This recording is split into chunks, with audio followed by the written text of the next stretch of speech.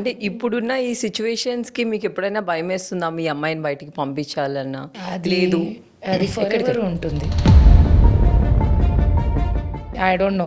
నాకే భయమేస్తూ ఉంటుంది. అంటే ఎంత ఎన్‌లైట్‌మెంట్ వచ్చినా, ఎంత ఎవాల్వ్ అయినా, ఎంత స్త్రీ హక్కులు, వుమెన్ పవర్ పవర్ మాట్లాడినా పవర్ కూడా అంటారు కానీ ఎక్కడున్నాయి పవర్స్? ఏమో నాకైతే ఆ గుండెలో దడ మాత్రం ఎప్పుడూ పోదు. అది పోయిన రోజు ఐ ఫీల్ వుమెన్ పవర్ అని. నాకు ఉంటుంది, నా కూతురు గురించి ఉంటుంది.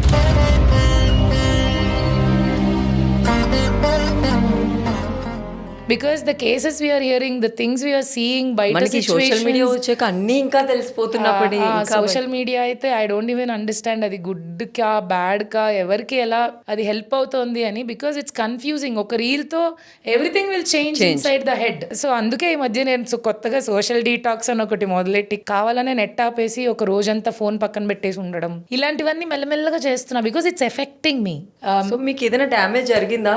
అది అట్లా చూడడం వల్ల కానీ ఎందుకు లేకపోతే నా పాపకి ఏదైనా ఎఫెక్ట్ అవుతుందేమో దీనివల్ల అని? డెఫినెట్లీ జరుగుతుంది, చాలా డ్యామేజ్ జరుగుతుంది.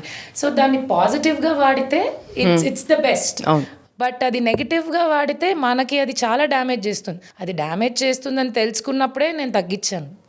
సోషల్ మీడియా నుంచి మీరు కొంచెం ఎక్కువ అంటే ఇంకా మనం ఉన్న ఫీల్డ్ లో we cannot delete it or totally stay away.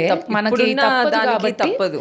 కాబట్టి ఓకే, దీన్ని ఇంత ఎఫెక్ట్ చేసుకోకూడదు మనం. ఇది జస్ట్ ఒక యాప్, దీన్ని యాప్ లాగే వాడాలి, దీన్ని లైఫ్ లోకి తీసుకోకూడదు తీసుకోకూడదు అని